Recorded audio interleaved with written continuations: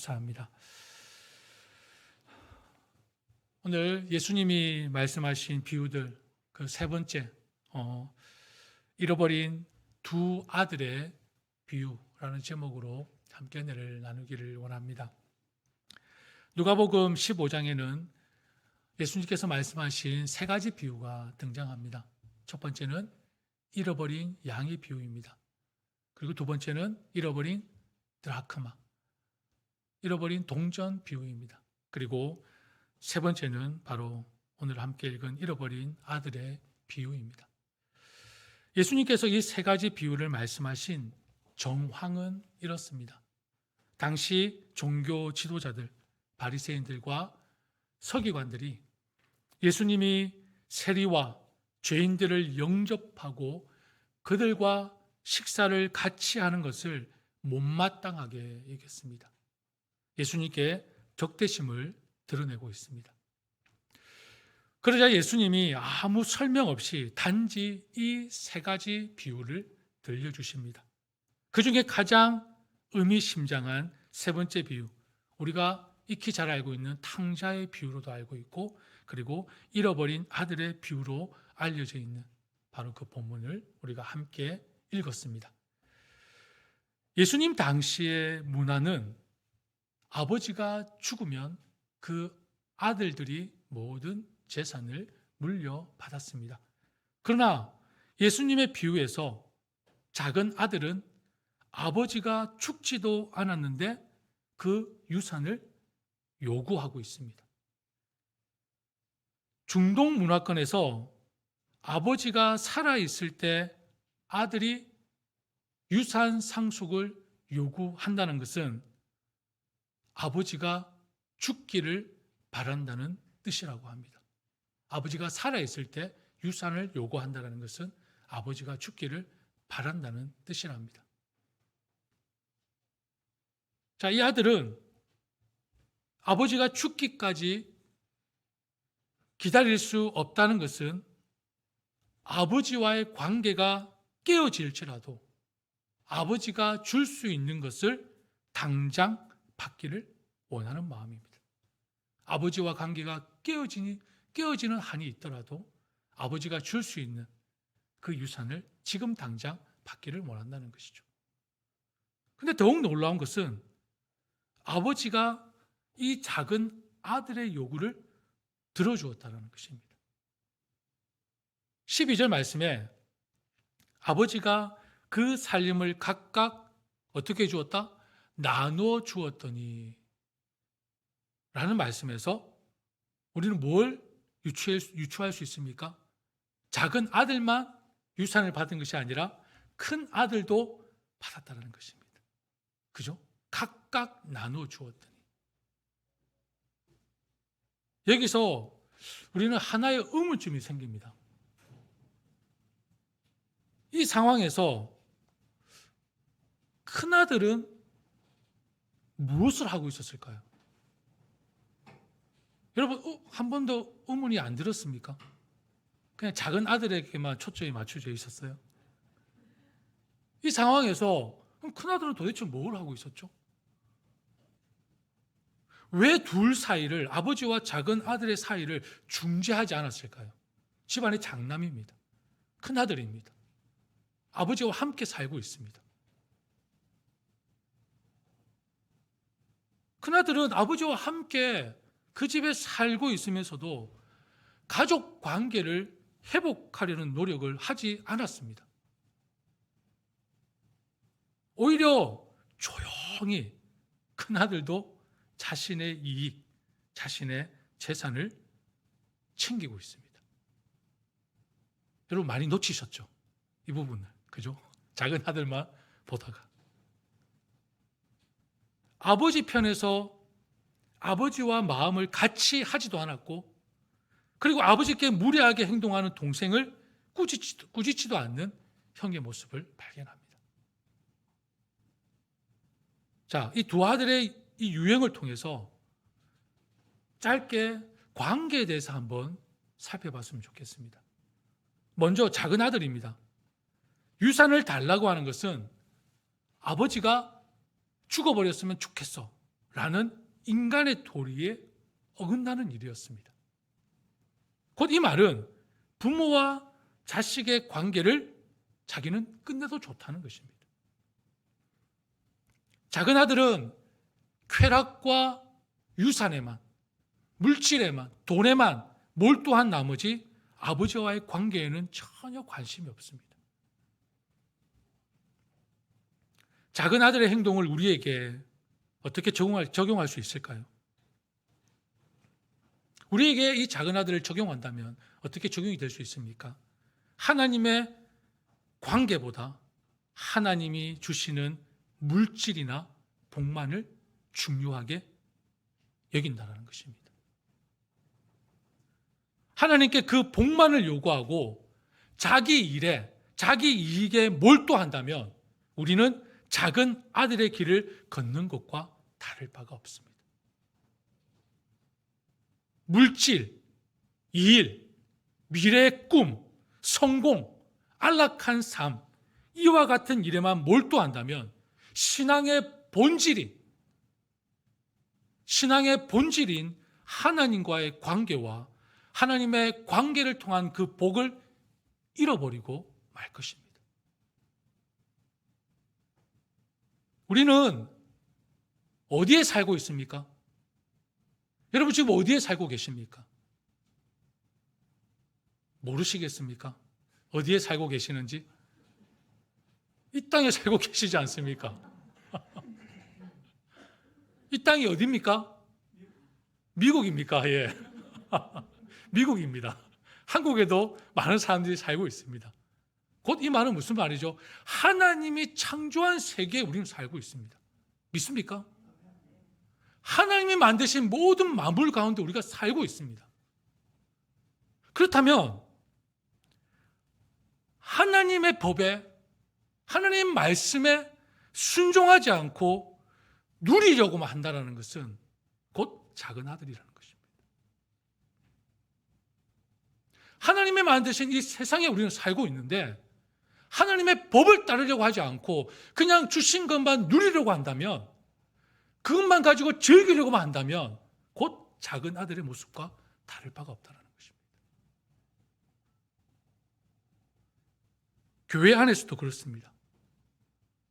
여러분, 교회에서 가장 중요한 관계가 어떤 관계입니까? 너와 나? 아니죠. 하나님과 나와의 관계가 우선입니다. 아무리 우리 관계가 좋고 사랑이 충만하고 은혜가 넘쳐도 하나님과의 관계가 깨어지면 아무 의미가 없습니다. 무슨 의미가 있겠습니까? 하나님과의 관계에 대한 진지한 평가와 고민 없이 교회의 사역과 봉사에만 몰두한다면 작은 아들과 다를 바 없지 않겠습니까? 기도에 대한 마음가짐도 같습니다. 하나님께 기도하고 간구한 일들이 이루어지지 않을 때 실망하고 원망하는 경우도 결국은 작은 아들과 다를 바 없는 모습입니다. 두 번째로 큰아들입니다. 여러분, 큰아들은 무엇을 잘못했죠? 잘못한 것이 없는 것 같습니다. 뭘 잘못했는지 잘 모르겠습니다. 죄인인지 아닌지 분간하기 어려운 유형입니다. 큰아들은 하나님과 아주 가까운 것처럼 보입니다. 그런데 먼 사람입니다. 아버지의 그늘 아래에 있지만 마음은 멀리 있는 그런 유형입니다. 교회에 속한 한 성도로서 하나님의 복을 바라면서도 자기 삶에서 하나님의 이름이 높여지거나 하나님을 영화롭게 하는 것에는 관심이 없습니다. 교회의 한 일원으로서 교회가 하나 되어지고 건강하게 되는데 관심이 없고 또 그 속에 깊게 관여하지 않으려는 유형이 바로 큰 아들의 모습입니다. 아버지나 형제에게 관심이 없고 오로지 자기 자신과 그 상황에서 얻을 것에만 관심이 있는 사람은 바로 큰 아들과 같은 부류의 사람이라 말씀드릴 수 있습니다. 자, 이제 이야기가 어떻게 전개되는지 한번 살펴보겠습니다. 오늘 읽은 말씀이 길지 않습니까? 한 번에 끝내는 것은 욕심이겠죠.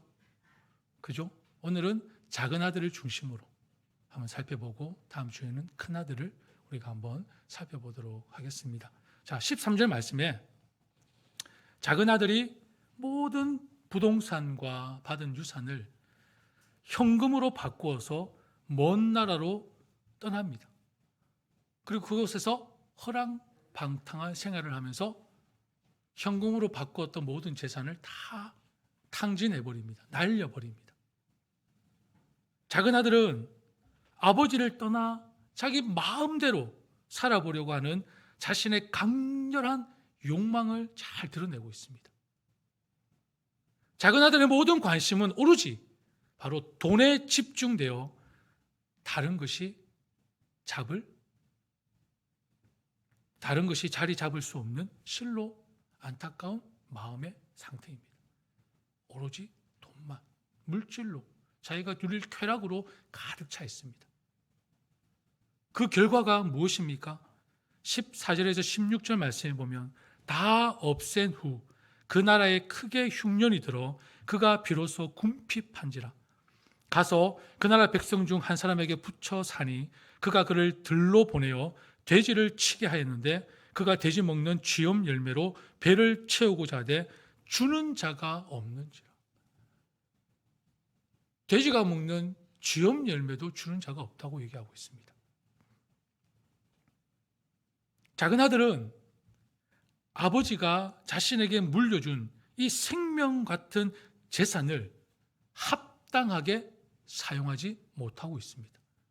곧 우리에게 적용한다면 하나님께서 우리에게 주신 그 구원의 은혜와 그 구원의 감격을 우리는 합당하게 사용하지 못하는 것과 똑같은 것입니다. 작은 아들이 비유한다면 자신의 삶을 허비해버렸습니다. 아버지를 떠나 먼 나라에서 허랑방탕하게 삶을 낭비한 작은 아들은 어떤 부분을 상징하고 있습니까? 마지막 때 알곡과 구분되어 흩어져 버릴 쭉정이와 같은 허무한 삶에 불과한 것임을 잘 보여주고 있는 것입니다. 아무 의미 없는 삶, 쭉정이와 같은 삶. 우리 인생에 있어서 하나님께 거역하는 죄, 하나님께 거역하는 죄는 허망한 것들의 노예가 될 때까지 인생을 낭비하게 되는 경우를 우리는 종종 봅니다. 특별히 어떤 것들이 있습니까? 술, 도박, 마약, 섹스, 음악, TV, 그리고 음란물, 그리고 늘 여러분이 쥐고 다니는 셀폰. 그죠? 자신의 마음을 기꺼이 내어줍니다. 나의 시간도 기꺼이 내어줍니다. 우리는 무엇인가에 또는 누군가에게 마음을 주고 집착하지만 그런 집착은 우리를 허망한 것들의 노예로 전락하게 할 뿐이라는 것입니다. 반대로 여러분, 더 중요한 것은 우리가 하나님을 거역하는 죄에 빠져 있을 때 우리는 하나님이 주신 좋은 선물들을 잃어버리고 있다는 것을 꼭 명심하십시오. 이게 더 중요한 것입니다. 하나님을 거역하는 죄에 빠져 있을 때 하나님이 주신 좋은 선물을 우리는 잃어버리고 있는 것입니다. 이걸 놓쳐서는 절대 안 됩니다. 집 나간 작은 아들이 잃어버린 것이 무엇입니까? 돈이 중요합니까? 아닙니다. 첫 번째로 시간입니다. 시간. 하나님이 주신 귀한 시간이나 선물을 자신의 쾌락과 욕망에 사로잡혀 지냈고 인생의 귀한 시간을 절망 가운데 보냈습니다. 시간을 허비해 버렸습니다. 작은 아들이 잃어버린 것을. 그리고 두 번째는 아버지의 것을 더 풍성하게 얻을 수 있는 기회를 낭비해 버렸습니다. 형과 더불어 아버지의 모든 것을 물려받을 수 있는 위치에 있었던 아들이었습니다. 아버지의 지혜, 아버지의 기업, 아버지의 경험을, 여러분 이런 것들을 돈으로 환산할 수 있습니까? 돈으로 환산할 수 있는 것이 아닙니다. 아버지의 인생을 온전히 물려받을 기회를 낭비한 것입니다. 얼마나 큰 것을 잃어버렸습니까? 삶 가운데. 여러분 한번 돌아보십시오. 지나온 시간들. 하나님과 함께하는 그 시간을 잃어버려서 우리 안에 그 채워질 은혜가, 그 사랑이, 그 지혜가, 그 복이, 그 하나님이 함께하신 그 시간에 대한 즐거움과 기쁨이 우리 삶 가운데 얼마나 많이 낭비되어졌습니까?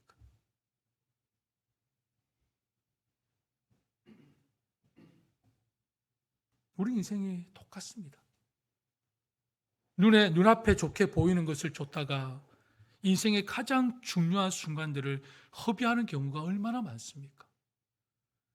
하나님과의 깊고 흔들림 없는 관계를 유지하여 얻을 수 있는 하나님의 지혜, 그리고 하나님이 주신 여러 가지 은혜를 잃을 수도 있다는 것을 여러분 꼭 기억하시고 명심하시기를 바랍니다. 사랑하는 여러분, 하나님이 저와 여러분에게 주신 선물 중에 지금 현재 어떤 선물을 낭비하고 있는지 돌아보시기를 바랍니다. 하나님께서 우리에게 얼마나 좋은 선물들을 많이 주셨습니까?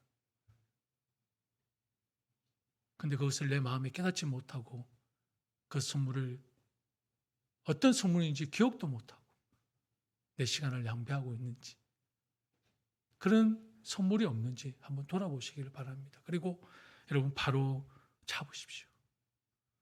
하나님 앞에서. 곧 이 말은 하나님과의 관계를 회복하시라는 것입니다. 14절 말씀부터 보면은 작은 아들은 자기의 욕망을 따라 부족함 없이 온갖 즐거움과 자유를 누렸던 그 나라에 큰 기근이 들어, 흉년이 들어 자기 수중에 돈이 다 떨어지게 되었습니다.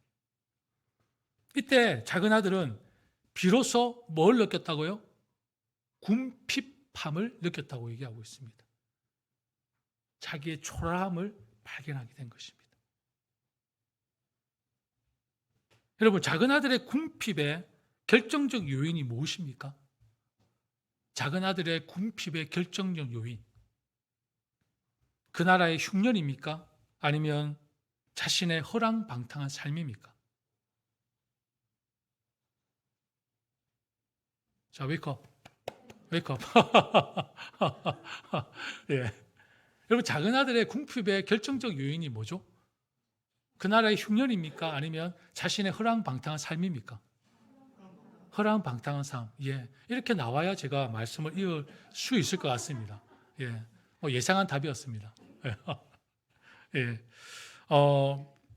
말씀을 보면 작은 아들의 이 궁핍적 결정적 요인은 내부가 아닌 외부에 있다는 것을 말씀을 통해 발견할 수 있습니다. 내부가 아닌 외부에 있었습니다. 작은 아들이 궁핍하게 된 것은 허랑방탕한 자신의 모습도 한몫했지만 보다 더 근본적인 이유는 작은 아들이 지내고 있던 나라에 큰 기근, 큰 흉년이 들었기 때문입니다. 여러분 14절 말씀 한번 보십시오. 14절에 그 나라에 크게 흉년이 들어 그가 비로소 궁핍한지라. 그 나라에 크게 흉년이 들어 비로소 궁핍한지라 말씀하십니다. 여러분 여기서 흉년이라는 단어를 그냥 지나가는 우연으로 일어난 자연현상으로 보시면 안 됩니다. 우연히 일어난 사건으로 받아들이면 안 된다는 것입니다. 왜냐하면 구약에서는 흉년은 종종 누가 사용하십니까?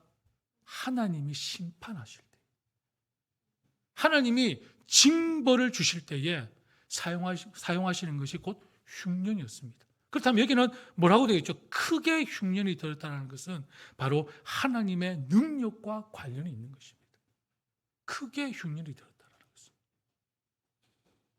그렇다면 오늘 본문에 나타난 이 크게 흉년이 들었다는 것은 무엇을 뜻하는 것입니까?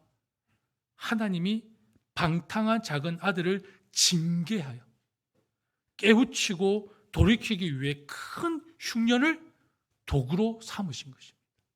도구로. 그 흉년으로 작은 아들의 삶은 비참하기 그지없게 된 것입니다.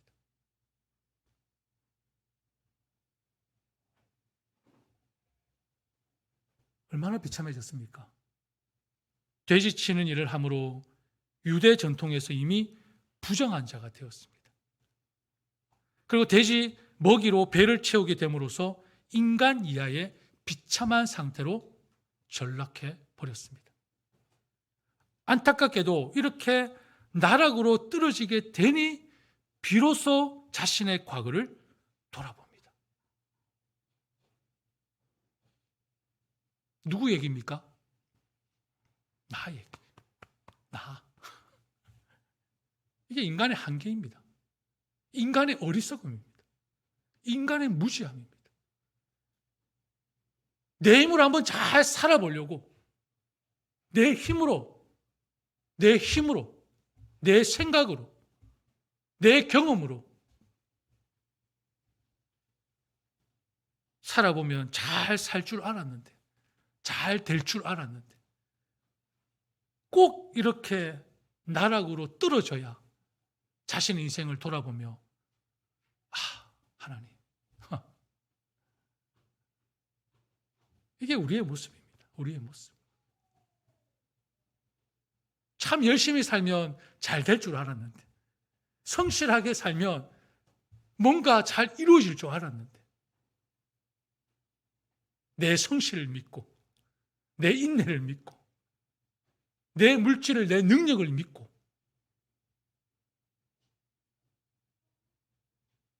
근데 잘 되던가요? 저보다 더 잘하실 거 아닙니까?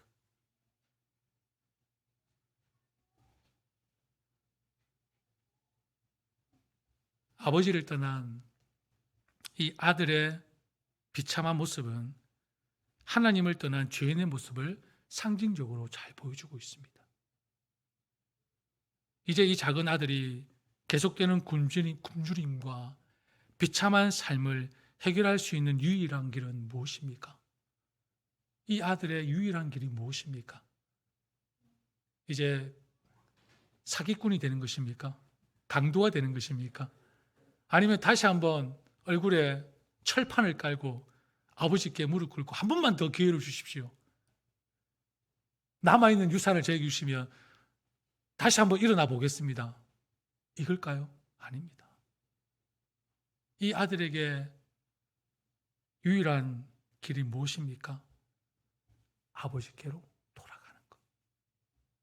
아버지께로 돌아가는 것.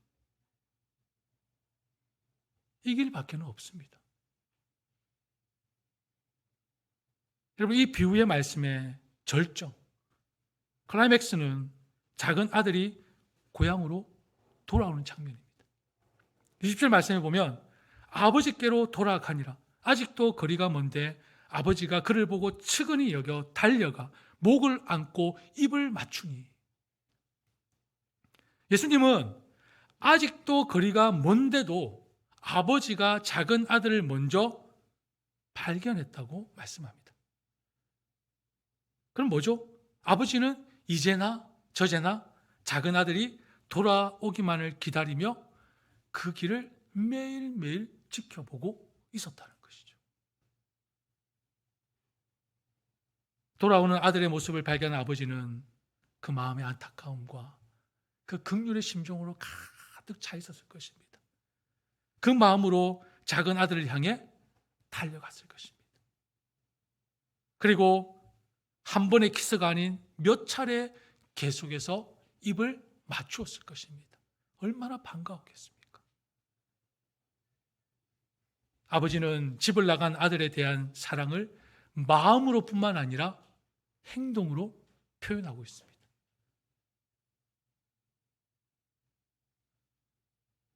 아버지의 뜻을 거역하고 걱정만 안겨주었던 그 아들에게 화를 내고 문전박대하고 외면해도 전혀 이상하지 않은 상황입니다.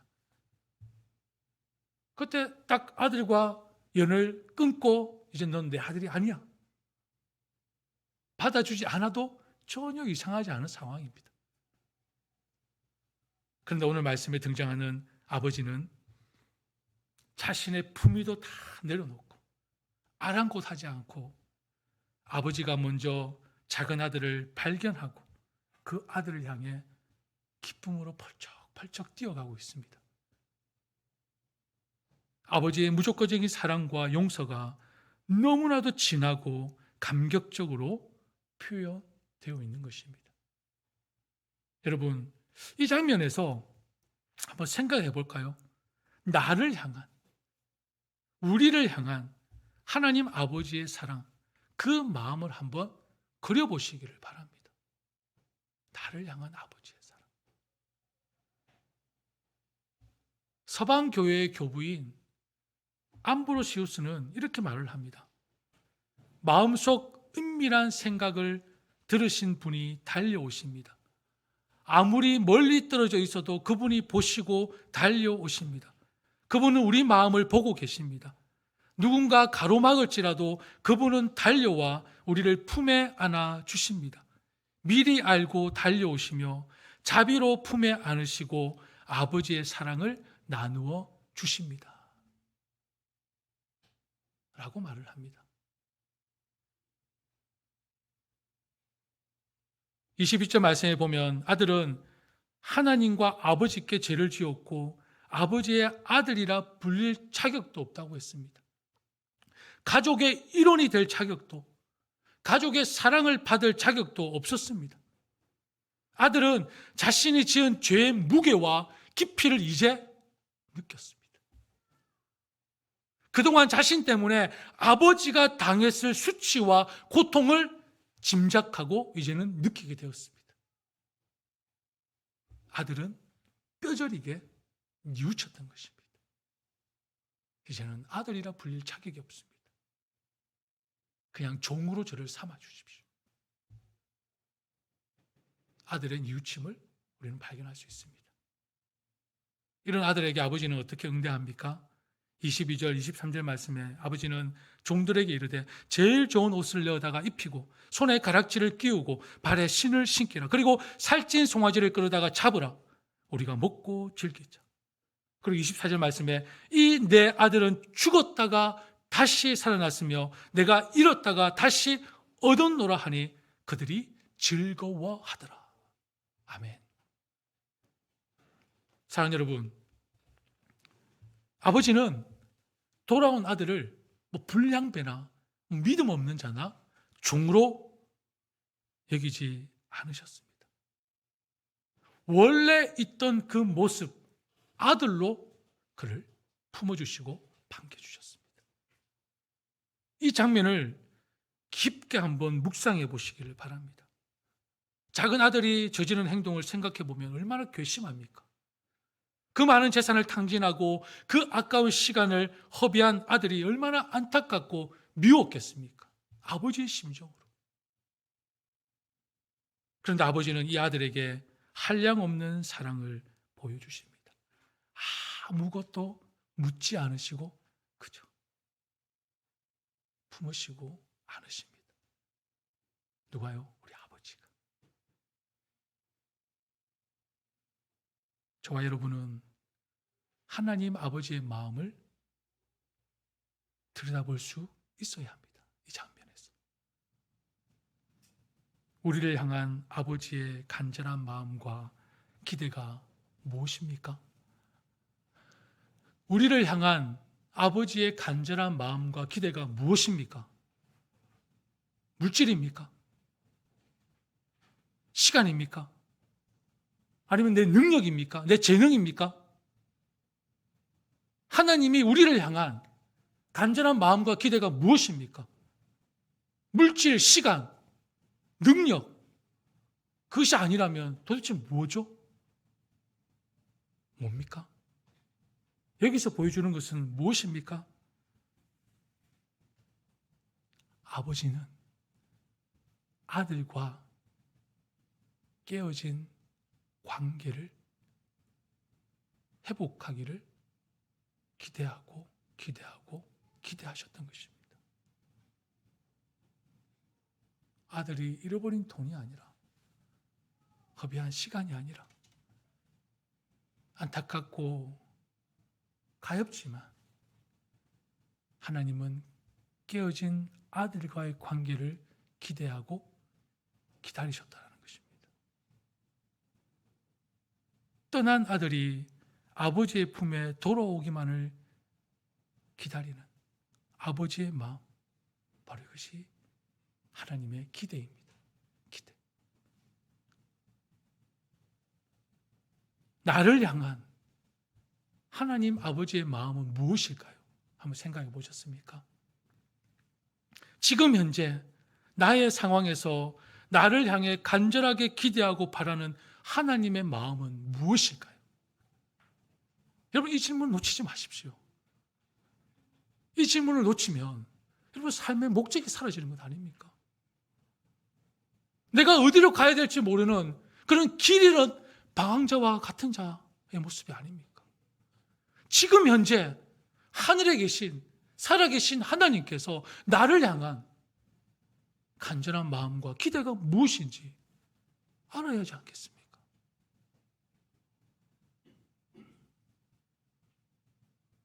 이제나 저제나 집 나간 아들이 돌아오기만을 기다리다가 마침내 아들이 보이자 모든 품위를 내려놓고 마을에서 당할 수치를 무릅쓰고 허겁지겁 달려가는 아버지의 모습을 한번 떠올려 보시기를 바랍니다. 여러분, 이 당시에 아버지가 아들을 먼저 발견하고 아들을 향해 뛰어나간다는 것은 절대 있을 수 없는 일입니다. 지금의 상황과 비교하지 마십시오. 옛날 그 중동 문화권에서는, 고대 문화권에서는 아들이 먼저 아버지 앞에 무릎 꿇고 인사해야 아버지가 받아주는 시대입니다. 절대로 아버지가 아들을 향해 먼저 가지 않습니다. 오늘의 문화와 생각하시면 안 됩니다. 그리고 아들을 향해 뛰어간다? 채통이 있죠. 체면이 있죠. 품위가 있죠. 다 내려놓은 것입니다. 그런 아버지의 마음입니다. 말씀을 맺겠습니다.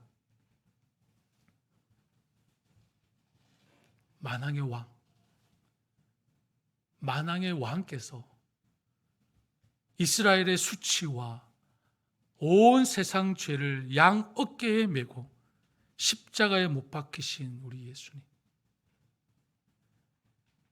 인류의 증오와 하나님의 진노를 스스로 지시고 우리가 당해야 할 수치와 고통을 스스로 당하신 우리 주님,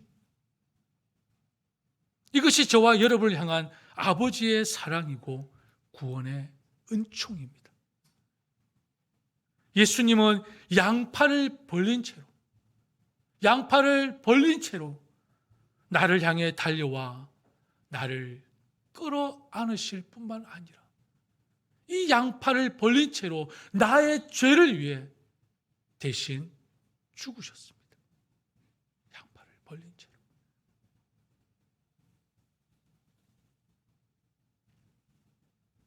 그로 말미암아 우리의 신분을 죄의 노예가 아니라 하늘의 자녀로, 하나님의 자녀로 삼아 주셨습니다. 우리를 회복시켜 주신 것입니다. 하나님 아버지는 자신의 아들을 제물로 바쳐 우리를 용서하시고 우리와의 화해를 스스로 이루셨습니다.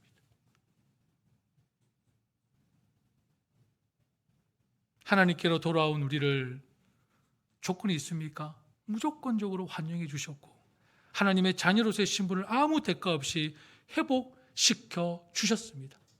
할렐루야. 여러분, 아버지께로 돌아가는 것만이 진정 살 길입니다. 다른 길 없습니다. 찾지 마십시오. 제가 보증할게요. 절대 못 찾습니다. 100군데 1000군데를 한번 뚫어보십시오. 아버지께로 가지 않으면 길은 없습니다. 우리가 어디에 살고 있다 했습니까? 하나님이 창조한 세계에 살고 있지 않습니까? 그런데 왜 여러분의 법대로 살려고 합니까? 왜 여러분의 고집대로 살려고 합니까? 왜 여러분의 배운 지식과 경험대로 살려고 합니까? 아무것도 아닌 점밖에 안 되고, 아니 점도 안 될 것입니다. 그리고 알량한 자존심으로 살려고 하지 마십시오.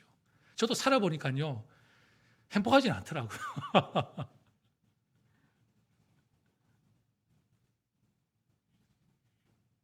여러분, 아버지를 떠나는 것은 곧 뭡니까? 죽음입니다. 죽음. 하나님과 분리되고 하나님과 단절을 떠나는 것은 영적으로 죽은 것입니다. 영적으로 죽은 것. 하나님의 기쁨은, 하나님의 사랑은, 하나님의 기대는 저와 여러분이 하나님께로 돌아가는 것, 하나님의 품에 안기는 것임을 기억하시고 하나님과의 관계를 회복함으로 그 구원의 기쁨과 구원의 감격이 저와 여러분의 삶에 회복되어 충만하게 채워지기를 축복합니다. 우리 함께 찬양하겠습니다.